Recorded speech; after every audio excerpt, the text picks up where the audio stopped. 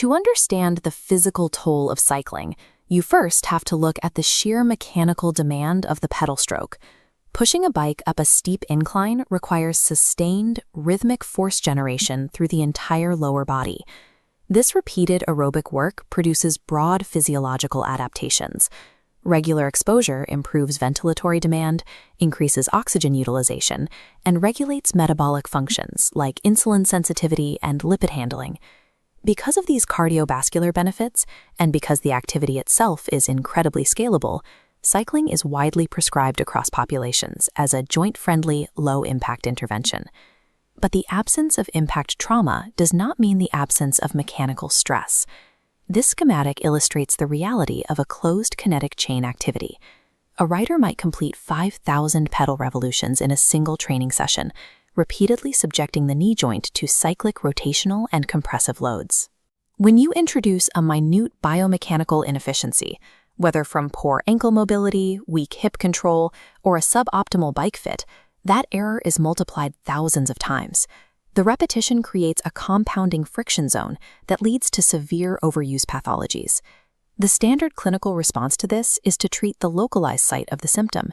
If a cyclist has an aching lower back or anterior knee pain, a generic physical therapy protocol isolates the back or the knee.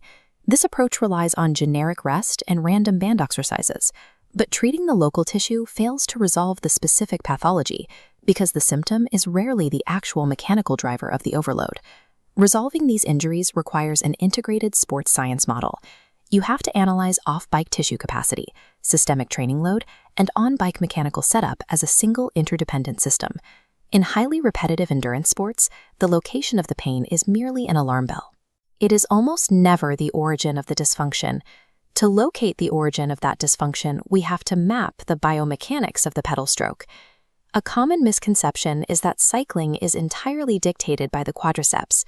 This 3D wireframe models the primary force generators. During the downward pedal phase, the gluteus maximus drives hip extension, while quadriceps produce force for the downstroke. Approaching bottom dead center, hamstrings engage to support force transmission and control the transition. This mechanism relies on critical anchor points. The calves provide immense ankle stiffness for power transfer, while the core and scapula maintain pelvic and spinal alignment against the handlebars.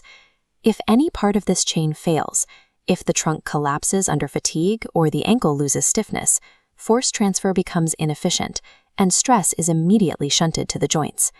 Power is generated through a highly interdependent mechanical chain.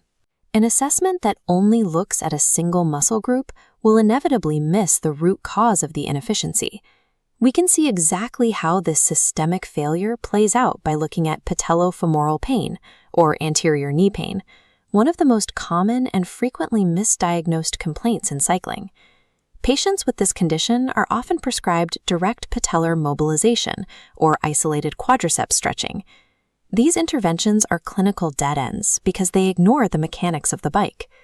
Looking at this split screen, we can identify the on-bike drivers. A low saddle height forces the knee into sharp, acute flexion. Combine that geometry with a rider grinding at a low cadence with high torque, and the mechanical stress spikes. But the equipment setup is only half the problem. Off the bike, this rider has weak hip abductors. Without that frontal plane pelvic control, the knee deviates inward toward the top tube during the heavy downstroke.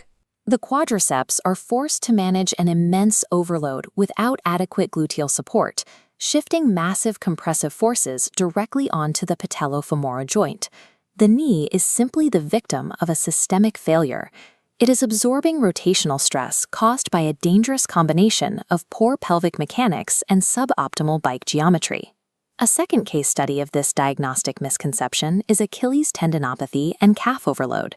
The systemic triggers for this pathology are almost always related to training load, specifically abrupt spikes in climbing volume or high-intensity sprinting.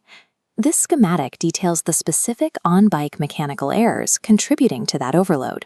When the cleat is positioned too far forward, it forces the rider to adopt an excessive plantar flexion strategy, pointing the foot sharply downward during maximum force output. Off the bike, this rider suffers from poor soleus endurance. Because the muscle fails to lock the joint rigid under repetitive load, the Achilles tendon is forced to stretch and absorb the excessive elastic strain. If a clinician prescribes rest for the Achilles without correcting the cleat position or building soleus capacity, the injury will return the moment the rider's training volume increases. Bridging the gap between clinical physical therapy and sports biomechanics requires a structured approach. The Karlos assessment model provides that framework. Step 1 is the off-bike physical screen. This establishes critical mobility metrics, mapping out ankle dorsiflexion, hamstring length, and thoracic extension to understand the body's raw capacity. Next is the movement control assessment. This diagram shows a single leg squat test using a horizontal reference line across the pelvis to measure hip drop. This flags structural asymmetry and identifies trunk instability under fatigue. Step 2 is the on-bike review. The off-bike mobility findings from the previous step strictly dictate the limits of the mechanical bike fit. Using video analysis, clinicians assess key kinematic variables, the degree of pelvic rocking, knee tracking through the pedal stroke, and the rider's scapular support strategies. This data exposes what we call osteogenic limitations. Because cycling is entirely devoid of impact, it does not prompt the body to adapt to compressive shock. This creates a resilience gap. A cyclist will develop extreme aerobic endurance, but they will fail to develop maximal strength, bone-loading stimulus, and tendon robustness. Closing this gap requires mandatory off-bike strength interventions. This means heavy, slow-resistance training for tendons, single-leg Romanian deadlifts for posterior chain control, and targeted lateral hip strengthening. Off-bike strength and conditioning is not an optional performance add-on. In a low-impact sport, it is a fundamental clinical requirement for injury prevention. To resolve these complex overuse patterns, Karlos utilizes a comprehensive 8-week cyclist performance and injury prevention framework. Looking at this timeline matrix, Phase 1 spans the first 4 weeks, focusing on controlling symptoms, correcting movement, and restoring tissue capacity. In weeks 5 through 8, Phase 2 targets increasing force production, developing threshold tolerance, and transferring gym-built strength to the pedals. The clinical progression is highly systematic. It moves from initial pain relief to movement correction to strength rebuilding and finally to performance enhancement. This process works because it acknowledges a basic reality.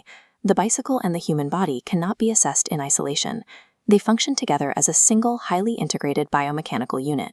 By replacing generic, localized treatments with precise sports science, cyclists can stop chasing symptoms. They can isolate the actual mechanical drivers of their pain and transform recurrent overload into profound physical resilience.